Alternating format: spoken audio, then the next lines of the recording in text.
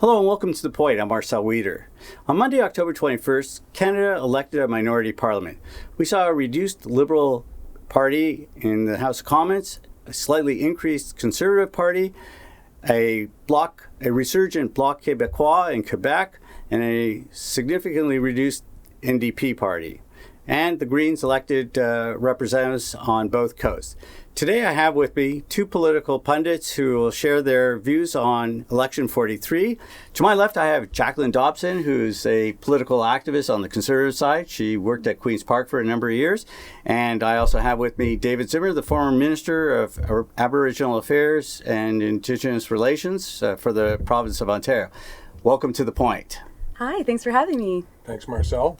Indigenous relations and reconciliation. Oh, and reconciliation. Don't forget the reconciliation piece. That's a very important one. Thank you for pointing that out. So, first impressions of Election 43. You call it an election, I call it a bad reality TV show that we all seem to be in for far too long. So I'm actually quite glad it's over. I spoke to one candidate that I campaigned with on the east end of the GTA, and he said even though this writ period was far less than the one in 2015, that was almost double in length, this election felt so much longer. So the candidates were feeling it, volunteers were feeling it, but I think most importantly, us and the general public watching on TV every day what was going on, just wanted it to be done. There was just too much in some areas, too little in others, and I think we were all glad when election night came to the results that it did, mainly because at least it was done. David, your take on the election? Well, I don't think that either the pundits or the general public, there was really any surprise about what was going to happen with respect to the two principal parties, the Liberals and the Conservatives. There were surprises in how the NDP did and how the Bloc did. I think there was also, people were quite pleased to see the Greens really increase their seats by 200%, if you will, 1 to 3. But, and I believe it's the only caucus now that is 2/3 women. Yes, right. Elizabeth May made that main point in her victory speech. Yeah. and they had over close to 1 million votes across the country. But I think it's fair to say that pretty well everyone was expecting a minority government, although the debate was who will will have more seats. I think with respect to the Bloc, that was not a surprise because as my sense is that the Tory vote, Conservative vote, bled off to the Bloc. The Liberal vote bled off to the Bloc. Liberals in Quebec weren't particularly attracted to either Trudeau or Scheer. I was surprised at the NDP. I thought they would have done a little better, especially here in Ontario. Yeah, it was interesting to see how that played out. We really have regional parties where you have the Liberals in central and eastern Canada and you have the Conservatives in western Canada, and in the last few days after the election you've got a sense of this western alienation with the Wexit hashtag trending and talk from Mo and from Kenny about what they expect, and especially since the Liberals didn't end up getting any seats in either Saskatchewan or Alberta. That has added more fuel to the fire.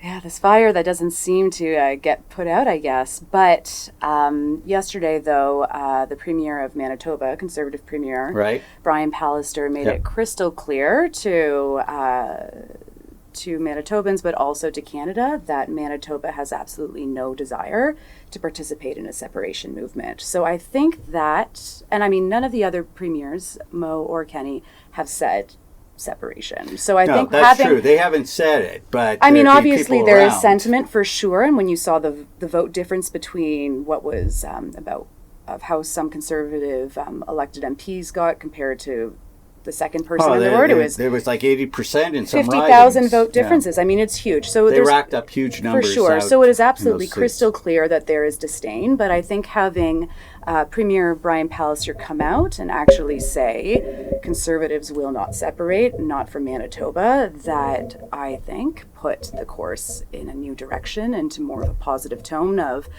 how can we leave versus how can we all work together now to get what everybody wants.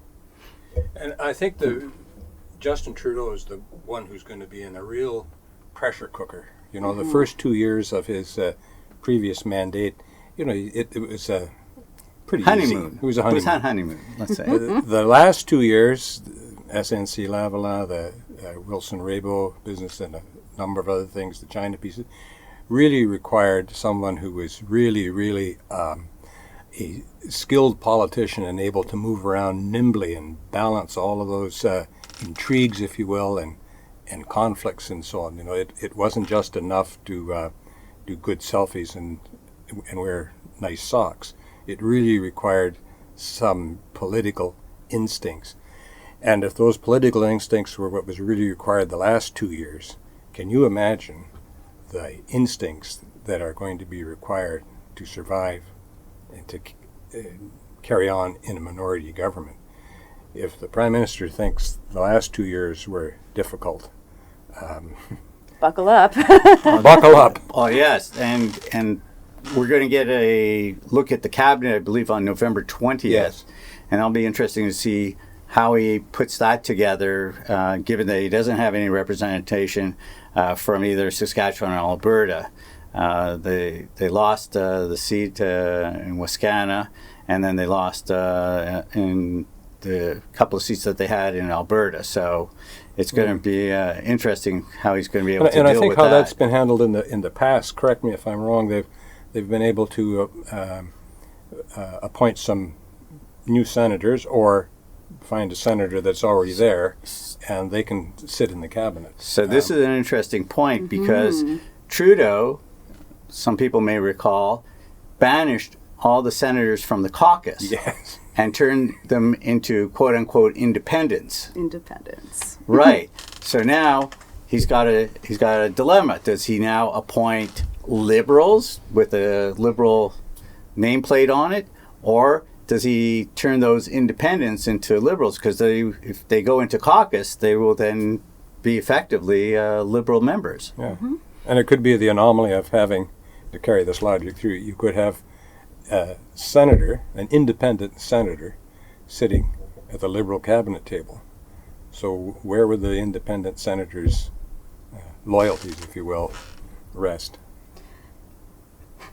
Sorry, to call them independent I still think is laughable. I mean, just look at their voting record. It's completely parallel with what the Liberals were doing in the House of Commons. So, I mean, I think if they actually want to recorrect history, what they can do is just take away independent and call them Liberal again. Mm-hmm. Just for the record, I want to say I was on record at the time. I continued to be on the record. This idea of independent senators is a silly one. I think they should be appointed either as a conservative, liberal, or one of the other party, or an independent, but not an independent Senate. That's reality just doesn't cut. I think that's a great topic for another show, but I'd like to get back to election 43. And, for sure. And Jacqueline, you commented earlier saying that you felt that there was just too much of it, and that I guess there was over a bit of a saturation with the public of what was happening. I was in places in Ontario. I visited Quebec, and I was out east, and really I didn't get the same sense that there was too much of the election and that people were disengaged. I'm trying to see where you're coming from on that aspect. Sure. So, I mean, albeit everyone here at the table, we are all very plugged in politicos Absolutely. that probably get too much information on a daily basis anyways. The reason why I noticed that this was becoming too much of a gotcha campaign and it was really confusing voters on what the ballot box issue was going to be is when, I was home at Thanksgiving talking to family members around the table who have nothing to do with politics other than, going to vote and reading about it in the newspaper. And their hands were up. They're like, we just need to get this over and done with. Going on social media and seeing friends that aren't politically engaged or hadn't worked in politics before also saying this is just insane. Like, from blackface to insurance broker to citizenship to here to there, like it was just a never ending spiral, it seemed, of moments that weren't what Canadians wanted to talk about. And there's been a couple pundits and a couple people in the press that have said that this campaign was not focused enough on policy. I actually disagree with that. I think there was a lot of policy in all of the platforms that were being discussed all the time, but they were being overshadowed by these gotcha moments that were able to get more tweets, more likes, and sell more papers. Well, I share that sentiment. The folks that I've talked to, and my own sense is that while there were serious policy issues to be debated, and the various parties have got policy solutions to those problems, the campaign did not delve into the details of that policy. It was, as you said, at least between the two main parties, the Liberals and the Tories, more of a gotcha campaign. How can I embarrass the folks on the other side? You know, to the extent that there was some serious policy discussions, interestingly enough, it came from the Green and sometimes from the NDP, but the mainline parties were in this sort of how can I embarrass the other side? I think one thing that we learned by the end of this campaign, especially with the NDP, because I mean, we know Jagmeet Singh from when we were at Queen's Park, and everybody knows that his charisma is 1,000%, and he's a very likable guy. And I mean, that's how he won his own party leadership. So because everybody was becoming surprised by that in the campaign, being like, oh, this Jagmeet Singh's a really nice guy, I found that very confusing because everybody knew he was a nice guy. But what I thought was interesting as we were getting closer to Election Day and his popularity and his poll numbers were starting to soar was, are these going to translate into votes? And we learned very quickly, with the results from Election Day, that they did not. So, well, some would. I'll just take the contrary view. Some people will say the fact that they even got what they got was because of Jagmeet. They could have ended up with only 3 or 4 seats, and he managed to save the furniture, maintain party status, and so that's what. That's one way to look at it, but I don't think you can call it a win when you lost that many amount of seats in your caucus. Mm-hmm. You know, an insight that I got from my nieces and nephews and some other younger people, the millennials, if you will. Trudeau, of course, picked up the millennials big time in 2015. In 2015. But my sense is that the millennials were really attracted to Jagmeet's personality. He was a cool guy. In many ways, he was cooler than Justin. And I think, but for that millennial attraction to Jagmeet, they wouldn't have even held the 24 seats. Because I think, other than the millennial, I mean, the millennials were, I think, where he got his big support, and hardcore NDPers. So, and that's a really important point to talk about. Well, is the millennial cohort. They were the largest voter demographic in this past election. So it was great to see that there was at least one candidate that was pulling them out to get them to the polls. So we're waiting to see what the actual numbers turn out. I haven't seen anything released yet in terms of what the estimated millennial vote or the other cohorts were. But just picking up on something, what impact did social media have on this campaign? Because when you talk about millennials, they're all on social media. They're on their devices, whether it's a handheld or it's a phone or whatever. Or a watch. In my case, a watch, yes. I've succumbed to that as well. So I think we can all agree that social media now is a massive player in campaigns, whether at any level of Canadian government, but internationally as well. And how quickly things can spread on the media over the internet is at a faster pace than any of us can really keep up with. But did it have any impact on this election?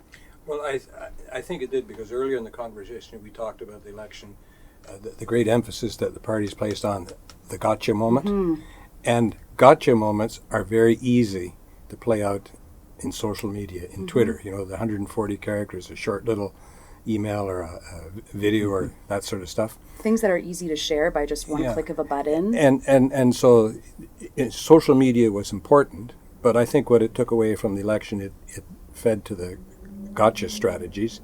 And in social media, you can't really delve into the substantive policy issues. You cannot read an editorial on social media. You cannot go into an op-ed piece. Go a little deeper on this. There is one outlet called the Buffalo Chronicle. For those who are listening or tuning in, we're located in Toronto. Buffalo is across the lake. It's our almost sister city. And there's a person who is putting out unattributed campaign pieces, basically. And in one case, I think he got 50 or 100,000 shares of an article that had no basis in any fact or reality. Just put it out there. What impact, and we've seen in the U.S. election, in the last U.S. election, the impact that social media had in impacting on Hillary Clinton and supporting Donald Trump, and the issue related to that is also the foreign interference, and whether we saw any of that in this election. So two questions: what impact does that type of social media have? And the second is, did any of you detect any aspect of foreign interference in this campaign?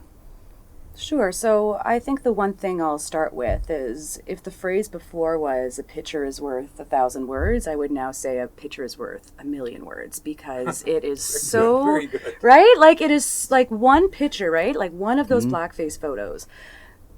The amount of impact that had, I'm sorry, you could be a Nobel Peace Prize award-winning. Margaret Atwood could have written the best article, but the picture is so much more impactful now than words, especially when we're talking about these, short sound bites of a tweet. When I saw people on my own Facebook who weren't involved in politics making comments about the election, it's not like they were comparing what's a universal, what is the NDP's universal pharmacare plan like compared to what the Liberals are offering, compared to what, federal health care transfers are like. It wasn't about that. It was about these photos and what it meant and how it was impacting people, how it was making people feel.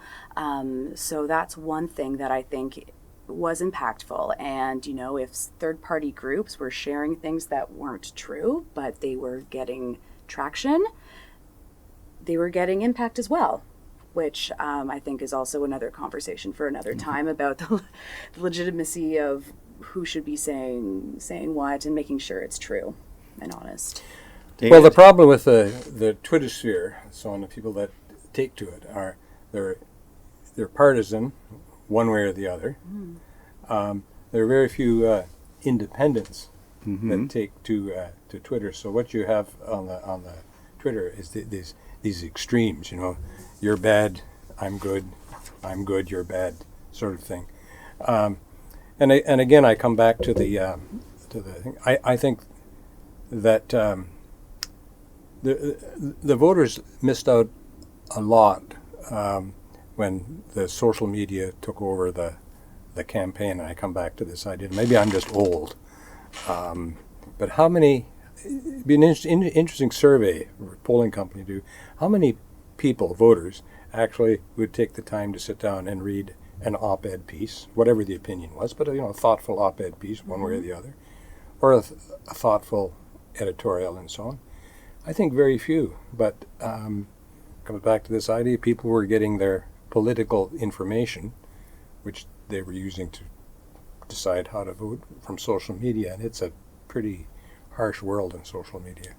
On the topic of foreign interference, the one thing that I can speak to is when former President Barack Obama endorsed Justin Trudeau. I think that was a very big lift to their campaign. I think it kind of put the wind back in the sails for the Liberal Party, getting to that last stage of the election. So, and then obviously there was debate on whether it was appropriate versus was it actually legal. Then Elections Canada said that it was. But, there were still a lot of people questioning whether it was appropriate or not. But the fact is, he did it, and it seemed to work very well in the Liberal favor. Well, just by way of analogy on the influence of foreign parties on the election, let's having a little discussion on what I'll call the Ford influence, or the lack of the Ford influence, because my readings of the papers tell me that there's one opinion that says it was a mistake for Scheer to leave Ford out of the campaign. Of course, the flip side of the coin is he had to leave him out, or he would have done worse than he's done. I just haven't thought that one through yet, but I'd be interested in your view. Well, David, you jumped ahead, but we'll certainly dive into that subject, because certainly Doug Ford and the Ontario PCs ran a great campaign in the provincial election. They swept Ontario, and certainly they had a very good sense of the electorate. Since they've been in office, they've had some challenges, and the Premier has one of the lowest polling rates of any of the premiers currently. And so there's a lot of debate, I understand from my Conservative contacts, as to whether to use the Premier or not to. In the end, the Scheer team decided that they were going to put Doug Ford in the witness protection program. And he was rarely seen for the 5 weeks of the campaign. He's now starting to emerge publicly since then. So, Jacqueline, what was the Ford effect, if any? Would it have been, in your opinion, a positive, or would it have been a negative?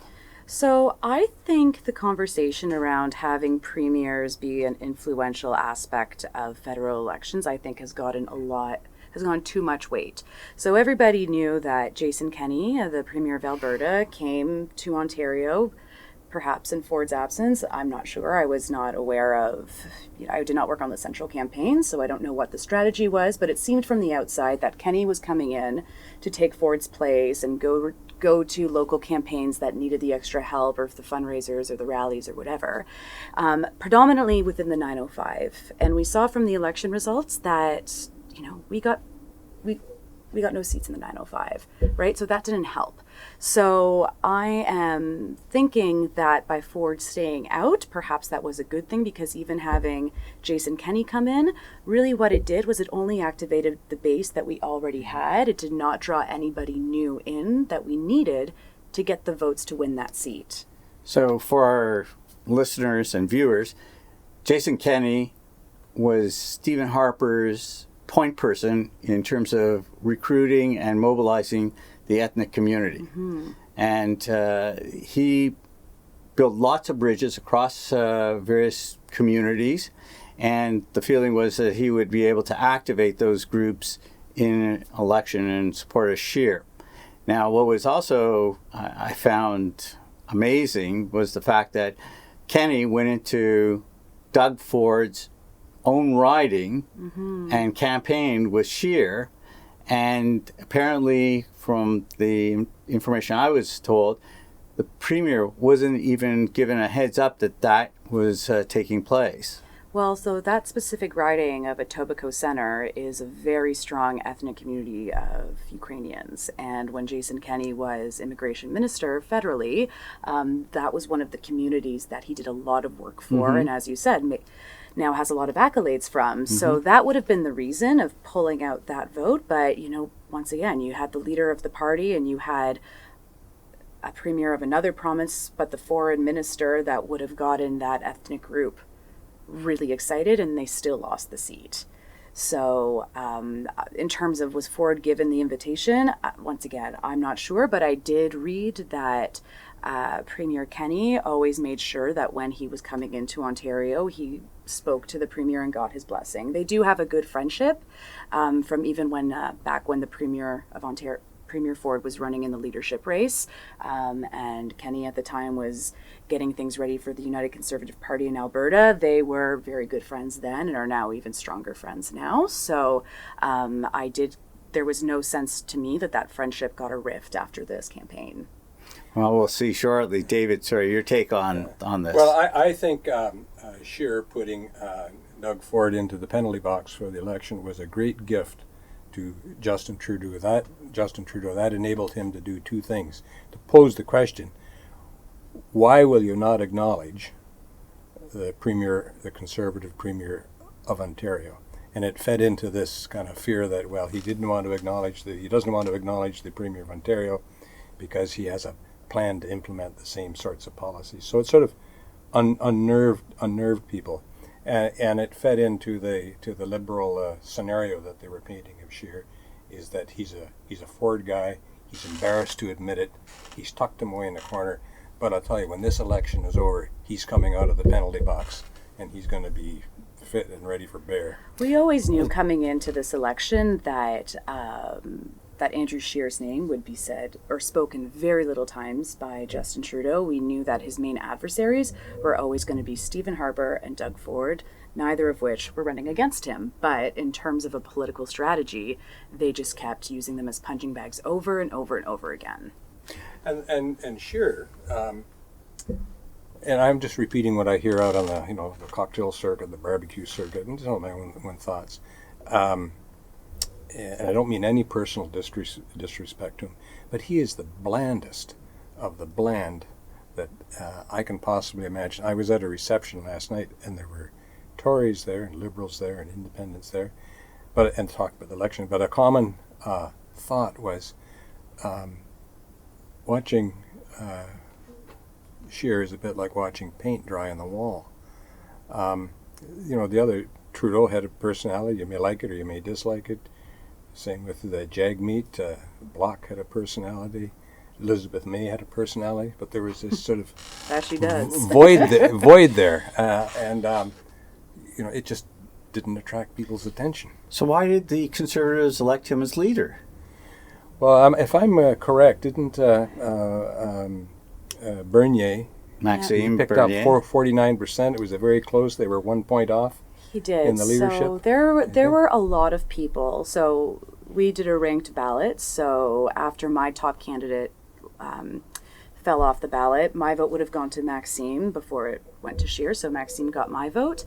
And what I have to say, Maxime and the People's Party, what happened there was a complete disaster. I want to talk about that in just a moment. All right. So I won't go into depth about that. But when Maxime ran for leader, he was running on very specific issues that resonated with the base, such as ending the cartel of supply management, free speech, things like that. But there was absolutely nothing about the content that he was talking about when he became the leader of the People's Party. Nothing about immigration, nothing bigoted like that. So the Maxime Bernier from the Conservative leadership versus the Maxime Bernier of the People's Party are really two completely different politicians.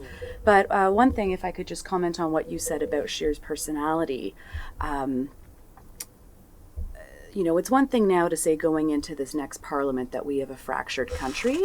I think that coming into Scheer's leadership review in the spring, he may find himself in a situation of having a bit of a fractured party, in the sense that obviously the West is ecstatic with him, right? They got all the seats they needed. He's really riled them up, right? There's clearly momentum going, and they may not have that same opinion about him. They may love Scheer because he's done everything for them that he needed to. Whereas in Toronto, in the 905, in the GTA, where we needed to win seats and we didn't, where we lost seats that we already have, people are obviously going to be much more critical, and not nearly as impressed with him as they think he might have needed to be. So I think it's going to be very interesting to see how he's going to be able to bring the party to come together once he goes into that leadership period. So you talk about the leadership review, and I'll remind people that under the Conservative Constitution, if you don't form the government, there's an automatic leadership review. Mm-hmm. And during the campaign, it actually came out that there was a group meeting to lay the groundwork for Peter MacKay's return to federal politics.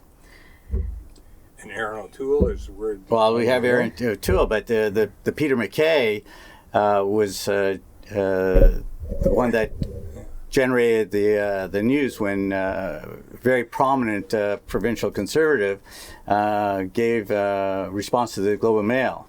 But then he backtracked on that.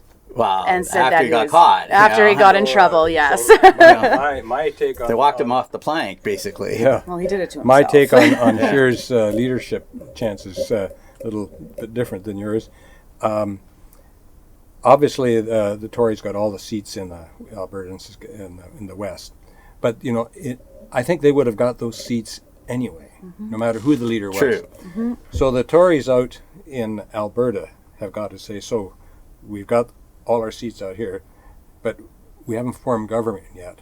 We will hang on to these Tory seats in the West, but we have somehow have to make inroads into other parts of the country. And while we thank Scheer for delivering the Western seats, you have to go because we need someone who can, in addition to the Western seats, get us seats elsewhere in the country. And this is the largest struggle within the party that I can see as,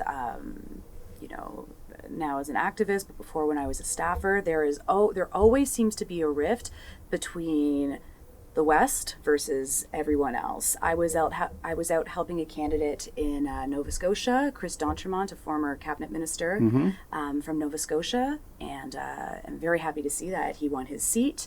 But when I was at their local debate in this like old fire hall in the middle of nowhere, the rhetoric from every other candidate except for Chris running as a Conservative was, a vote for the Conservatives is a vote back to like the West ruling Canada during the Stephen Harper days. And Maritimers and people from Atlantic Canada really do not like that. But David, to your point, it's all about the numbers and it's all about the math. I mean, I hate to say it, Alberta, but there are more seats in the 905 belt than there are in the whole province. And Of Alberta. Yes, of Alberta. So, and Saskatchewan combined. So the thing is that there needs, and you talk to anybody who ran a GTA-based campaign. Obviously, the 416 in Toronto was very different, but in what we would call winnable seats, and seats that we actually ended up losing in this last election, and clearly the rhetoric from the campaign was not aligning with what the voters wanted to hear, and may not have been in what they needed to hear. Also, a lot of these ridings, such as, we were talking about Milton, we were talking about Kitchener-Conestoga, right? These are more suburban ridings now than they were 10, 15 years ago. They're not rural anymore. So as such, they need to have their campaign and their strategy evolve with the riding demographic. And I just don't think that happened as what it needed to in Ontario, specifically within the GTA 905 belt. But it's something, I'm glad that, you as a Liberal mentioned that, because it is something that internally a lot of people from Ontario like to yell off the rooftops. And it's something that I know definitely will come up as a conversation point during the leadership review. So we spoke, sorry, David, go ahead. Well, just following up on that about where Scheer will build his support in addition to the Western support. Sort of the flip side of the coin is, and I just sort of posed the question, I haven't thought it through myself yet, but in terms of Trudeau and the Liberals governing the country for the next little while, which of the opposition parties, leaving aside the Tories, I guess, of the other three parties, NDP, Green, The Bloc. do you think the Liberals, or which of those parties will be most friendly to the Liberals? And will they be friendly to them in a general way, or will Trudeau have to introduce a piece of legislation and then pick off individuals within those parties who might support him on that particular piece of legislation? I think what you're going to see is on a case by case. I think, for example, on the Trans Mountain, he's going to get Conservative support. So that's one thing. But on pharmacare, he'll get the NDP support. On Or the carbon, NDP may push him farther left to make it more universal. maybe more universal, or maybe there may be dental care introduced for people under 18 as a first phase. Sure. Something along that line. On climate change, he's going to get the Bloc support. The Bloc will support him on climate change. They may not be happy with the Trans Mountain, but if Energy East doesn't go, that will satisfy them. They don't want pipelines in Quebec. So if Trudeau says, okay, I'm not going to put out any pipelines in Quebec. I'm just going to put the Trans Mountain going out west. That may be enough for the Bloc to support him on that issue.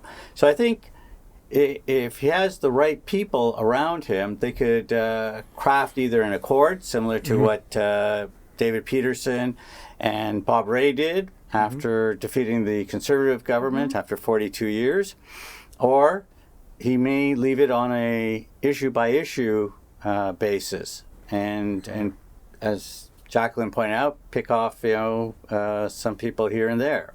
And the great danger, of course, is that this cherry picking, if you will, or an accord type of agreement. The accord type of agreement would give some life to the Liberals for a fixed period of time. Right. But in the absence of that, the great danger is just sheer gridlock.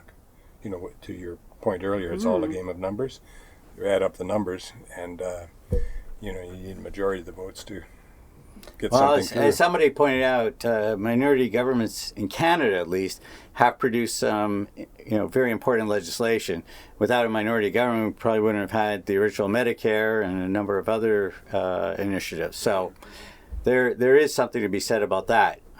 In terms of the other things, we'll have to do that on another show. But I want to come back to the issue of Quebec, because Quebec was a key battleground in this election for all the parties.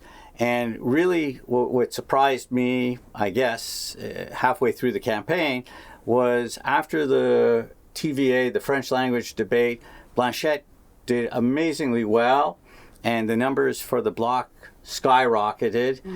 This was a party that was on life support system. It didn't even have party status in the parliament, in the last parliament. It had gone through 3 leaders over the last number of years. And now all of a sudden it was playing the kingmaker role in Quebec. And I was wondering if either of you had seen this coming, and what you thought the impact of the Bloc was in the overall scheme of the election. So I've heard a lot of people say that, we didn't see this coming. But I think if you were to take a step back and just look at what was happening in Quebec prior to the writ being dropped, we would have known that something was going to happen because of the release of Bill 21, right? Like with the CAQ now being in Quebec, we could see the political tide was turning a different way. So parties similar to what I just said about the 905, parties needed to adapt, and parties needed to evolve their strategy with what was evolving in Quebec. So it was definitely a battleground, but I don't think it was a shock because of what was happening at the provincial level. Yeah, I don't think it was a shock. I mean, I mentioned earlier in our conversation that the federal Tory vote bled off to the Bloc because of the Bill 21. The Liberal federal vote bled off to the Bloc again because of Bill 21. I think the good news of the Bloc with their substantial number of seats is they've made it quite clear that separatism and all of those sorts of issues are off the table as far as they're concerned. I think he made the statement that they would conduct themselves in the federal parliament in Ottawa in such a way as to advance the best interests of Quebec. So at least the Prime Minister now knows to get Bloc support, it's got to be good for Quebec. So at least that's a known. So the NDP had a number of seats in Quebec, and I think one of the paths that both the Liberals and the Conservatives were looking at is taking some of those seats away. And really the NDP, I think, was left with only like 2 or 3 seats in Quebec, and then they lost the rest, but the majority of their seats ended up going to the Bloc. So I think the loss of the NDP seats are really because of a lost opportunity from Jagmeet Singh, in the sense that Bill 21 could have actually worked to his advantage. When he at first came out and said that he was going to push against it, right? Obviously because of his own personal views on it. He thinks it's discriminatory, everything like that. I think, especially because we knew he was destined through the poll numbers to lose those seats anyways. You have nothing to lose, so go out on your morals here. I think that was a great strategy for the NDP, but then the next day he walked it back. And I heard that was because there was those Quebec MPs were still caucus members and part of within their party constitution, had a say at the table and said, no, you cannot say that.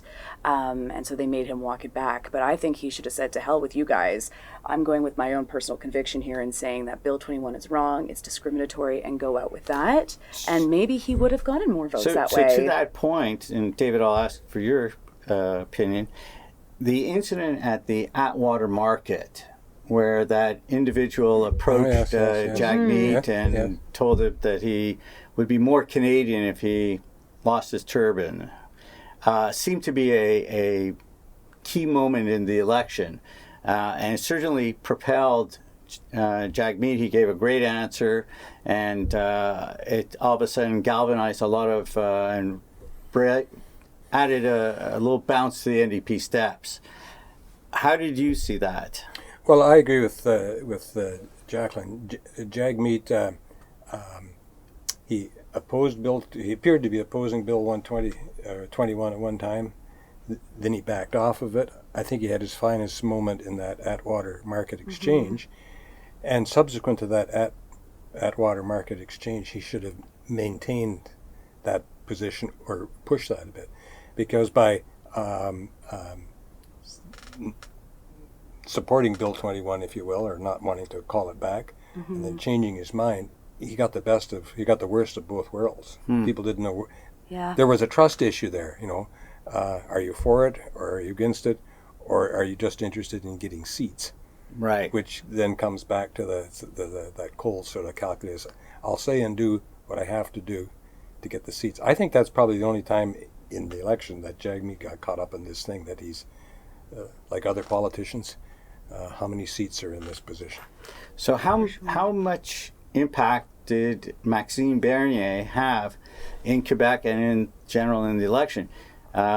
We know the results. He didn't win his seat, but he only lost by less than 1% to Andrew Scheer, and then broke away from the Conservative Party when he went and towed the party line on certain things and created the People's Party. So did Maxime Bernier end up having any impact in the election? Did he take away votes from the Conservatives? For sure. So I'll say, as a foot on the ground canvasser and volunteer with certain campaigns, that definitely the People's Party played an impact in terms of our voter ID and things like that, because some people had left off and there's other signs you have to deal with now. So definitely from like an inside baseball campaign volunteer point of view, the People's Party was an issue. Then you have somebody else now out on the campaign trail that's telling people not to vote for your candidate, and they're on the other side. So there was a lot there. I think that us insiders on Twitter and know what's going on in politics thought that perhaps the People's Party was a lot bigger than it was. They had, I don't know, they must have had a bunch of kids in some back room tweeting and retweeting everything, because their social media activity, I found, was actually quite strong. I heard from many party insiders that that's definitely not Maxime. Maxime is not that dedicated and diligent to be doing that on his own. So I think that really blew up their profile and made people think that there was going to be more impact on the campaign votes than there were. I think also with some candidates he chose, such as in Etobicoke North with Renata Ford, so Rob Ford's widow. A lot of people thought that, maybe Kirsty Duncan is going to lose her seat and we're going to have a People's Party MP in the Premier's right. There was all this talk, and people said that's actually what got him into one of the debates. So I think there was a lot of hype, once again, similar to the NDP going into the election, that they were going to be bigger than they actually were. And now, given the fact that Maxime doesn't even have a seat in Parliament, hopefully this is the end of the People's Party and it can be back to business as usual for those on the right. Yeah, I thought the People's Party was going to do better than they did in Quebec, because I think they, if I will, sort of the Quebec vote bled to the Bloc from the Tories and from the Liberals, and then the more extreme vote bled off to the People's Party. But it seems to me, I saw an article the other day, and I stand to be correct on that, but the article said, it ran through the percentage votes for each of the parties, and it said, had we conducted the election on a proportional representation, the Tories would have had a couple of seats more, followed by the Liberals, and I think, I stand to be correct here, that the People's Party came in at 6 seats. I think I may be wrong there, but everybody got a bump up on the proportional representation. So that, I think that's to your point, that Maxime, the People's Party got more votes than, or did better than we think they did. Now, some people think that was as a result of him being invited to the leaders' debate. There's a lot of controversy about whether to have him there, since he didn't have really much representation in the House, and he, that his polling was in the single digits. Let me ask you, the English debates versus the French language debates. We'll start with the English debates. A lot of people have a lot of opinions on that. What are yours? I'll start with David. Yeah, you go first. Well, I religiously watched the debates until about halfway through, and then, frankly, I say this in the program, I got bored. And I got bored. Coming back to the points we had earlier about the debates were mostly, predominantly, there were gotcha moments throughout it. And I was sitting, waiting, expecting people to articulate a policy platform and then turn it over to one of the other members to critique that policy on a substantive basis. It just didn't happen. Now, when I say I stopped watching, I channel surfed, and I would come back every few minutes. Did you like the format of the English No, debate? I thought the debates having five different moderators. Five different moderators, the six candidates speaking, and they had this thing, you've got 14 seconds to reply, and you've got so many seconds to do this. It was just hopscotching all over the place. It was almost as if the debates were an exercise in attention deficit disorder. Yeah, the format for the first, for the English debate was absolutely terrible. I have no idea why there was a need for 5 moderators.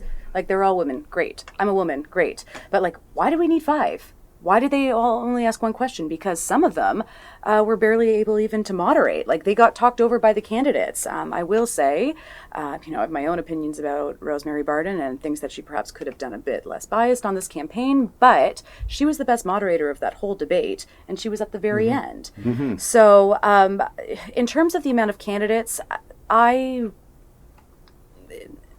at the beginning, I thought it was fair that Maxime was going to be in it because, he had a seat in Parliament. He, and once again, knowing this from a ground game level, like he was really well organized and mobilized. They had candidates in basically every single riding. Yes, they right? did. So that's not a small feat, especially when your party has just sprung up from the ground. So at first I was like, okay, like this guy can, he deserves to have his voice heard. Like, I really believe that everybody deserves to be able to say something before the election. But the problem with that debate and this weird, like, taking a name out of the hat to determine who was going to speak first, and it always seemed to be the same name of Maxime, like, that's when it got a bit off. I'm following very closely the Democratic debates right now in the States with the Democratic primary, and they have way more candidates on their stage, and they're able to have a cohesive and I'm glad you I pointed watched good that. debate. Yes, I agree with you. I 20, watched 20 the people, and they were able to moderate it. And for sure. So and there was a debate, what's your position on substantial. this, what you have to say about that position, and you get a reply. Yeah, so if the commission comes back and says, well, we don't know how to make it better, well, I call BS on that, because go see what's happening south of the border. we'll get Anderson Cooper to come in. Sure. Like most things in life, whether it's writing an op-ed piece or an editorial or doing a report, there is a value to simplicity and clarity. And those debates lack both simplicity, and I use simplicity in the best sense, the positive sense of the word. And there was a lack of clarity. I think my sense is that a lot of voters just gave their head a shake and. Well, it was interesting to see right from the get-go that Andrew Scheer attacked Justin Trudeau in such a virulent way. I know some people said, well, as soon as I saw that, they tuned out of the debate because all they thought was, well, we're going to see 2 hours of this going back and forth. So I believe that moment was not meant actually for the people watching the debate. That moment was when he was able to speak with no one else speaking, so it could get clipped and be played on the news the next day or the car radio the next day for people to hear, oh, I couldn't watch the debate last night. What happened?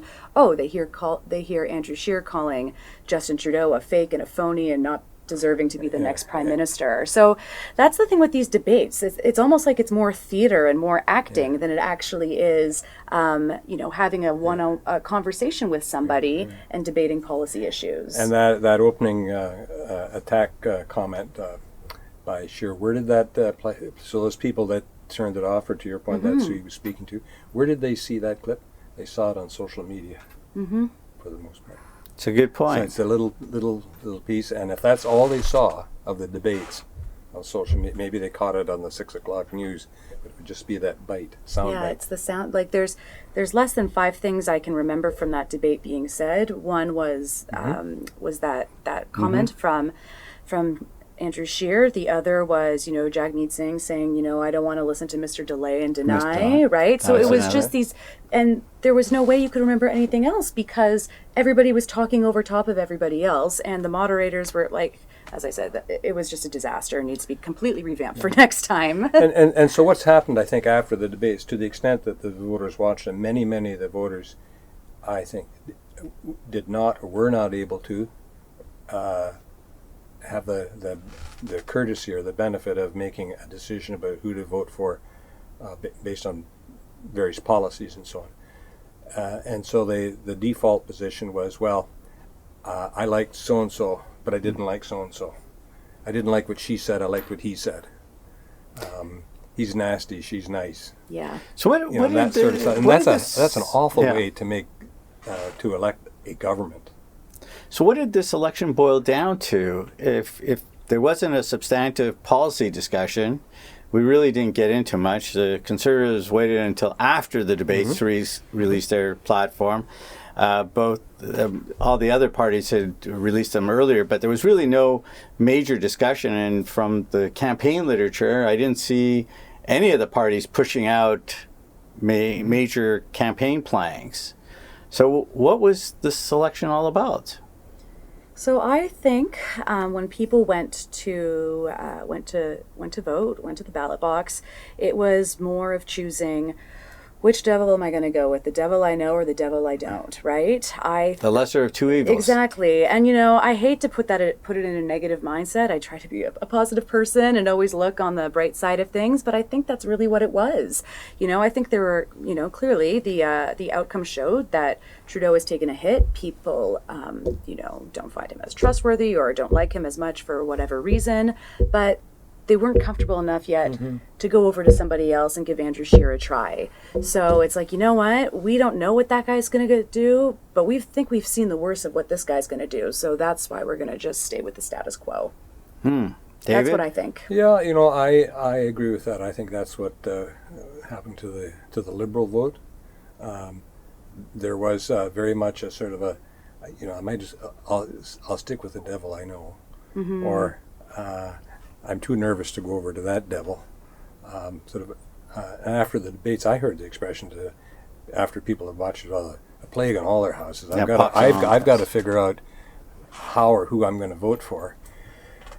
And I guess at the end of it, I talked to a number of people who did not know, told me, assuming they're telling the truth and so on, did not know how they were going to mark their ballot. Yeah.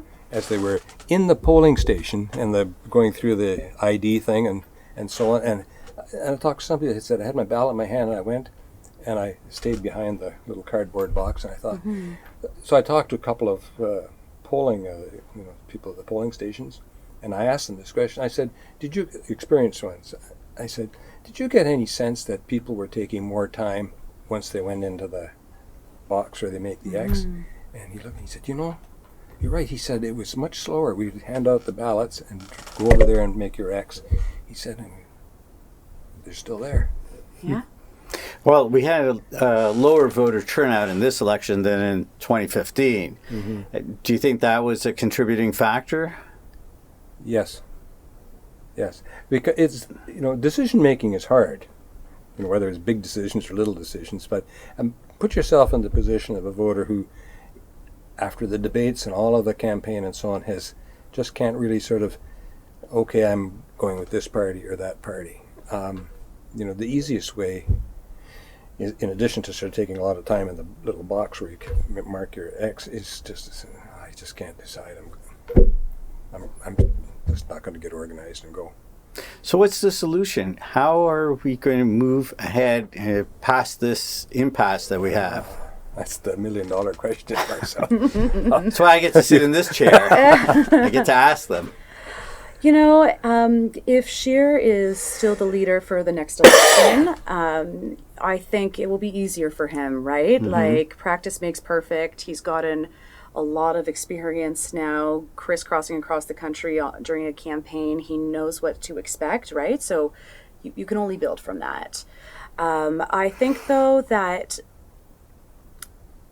we just said, we've been saying that some people thought there was not enough policy issues in this election. Sometimes I think that there was no defined voter question when they went to the ballot box because we were talking about so many policy issues at the same time. The climate march was going on. We're talking about LGBTQ rights. We're talking about pharmacare. We're talking about an autism strategy. There was a lot of things that were, and then all these like boutique tax credits from the conservative side. So there was a lot of things being discussed, and I think it just, as I was saying, it just may have been information overload. And so I think what the parties would be best to do going into the next election campaign, whenever it is to just whittle it down. Right? Like, you got a campaign platform, you're going to post it on the internet anyways, right? If keeners like yourself, myself, and David want to go read it, we'll go read it, right? But the average Joe that didn't vote this last election, that we want to get to vote in the next one, right? You got to make it so he can understand and so he can, so he'll be able to filter it. But if you throw so much at somebody, right, it's too much. Yeah. Well, I agree. And I think you mean the average Joe and the average Josephine. And yes. Or Jane. Anyway, I agree with your sentiments, Jacqueline. I think going into this election, each of the parties, all the parties, were passionate about their position on the various issues.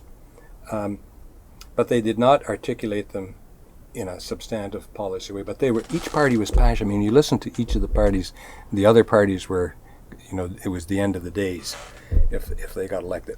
Only our party had the solution. And then it degenerated into this soundbite thing, I'm good, you're bad, sort of thing. But it didn't work with the voters. Low voter turnout, minority government, parties not doing as well as they thought. So the party... And the rise of the bloc. So the party leaders and their staffers and their advisors and their consultants have got to be asking themselves going into the next election, well, it didn't work the last time. As passionate as we were about our positions, they didn't get out there to the voters. The gotcha strategies didn't work, so we have to change how we pitch ourselves to the parties. And I'm hoping, to your point, Jacqueline, that they'll pitch themselves to their respective parties and to the voters on a policy basis. So there might be a good outcome from this. Maybe we had to get this bad election past us to get into better elections going forward. Yeah. So earlier in the show, Jacqueline mentioned that Andrew Scheer will face an automatic leadership review. I think Justin Trudeau's safe for the time being. Be interesting to see what happens with Jagmeet Singh. I think he'll be facing a review of some sort. Blanchette is in a safe position. He did extremely well.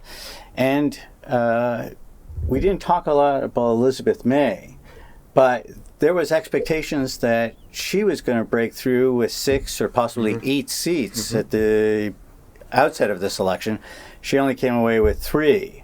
And she admitted just days after the election that she didn't take the NDP attacks on the Greens seriously, and she let up, and that cost her several seats out in Vancouver Island and on the mainland. So the question I have for both of you is the party leaders in the next election, who are we going to see? Are we going to see a repeat of the same 6? Oh, well, maybe not with Maxime Bernier. That's a question mark there. But at least with the other 5 who are in the House, who's going to survive to fight another day? So I definitely do not think it will be the exact same leaders that we saw this time. I hope Yves Blanchette stays in. He's very easy on the eyes, so I wouldn't mind watching him in another debate.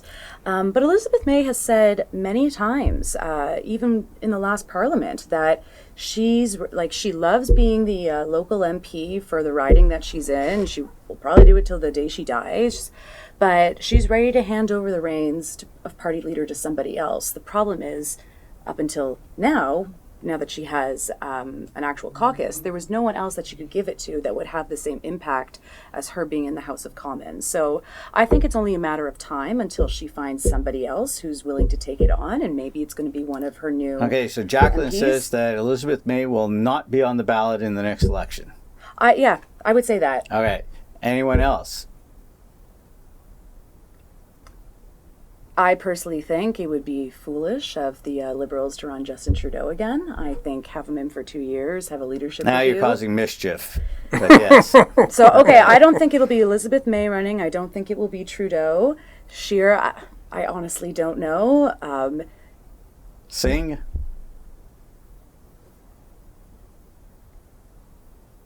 A moment of silence. Sure. I'm not sure about Singh.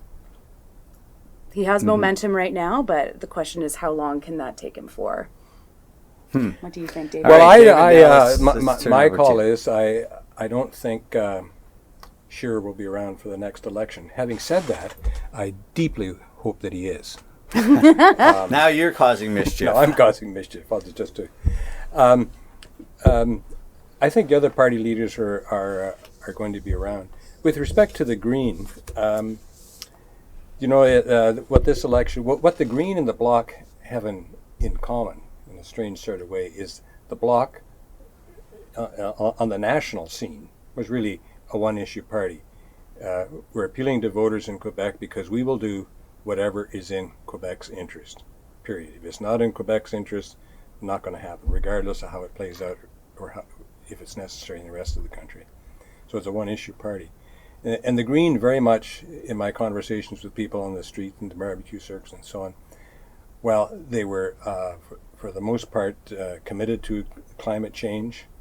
They appreciated and really liked her position. They liked how she pushed and drove that issue.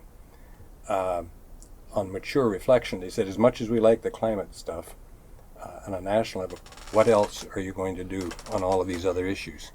And so thoughtful people said, I love you on the climate, but you're not going into the major leagues.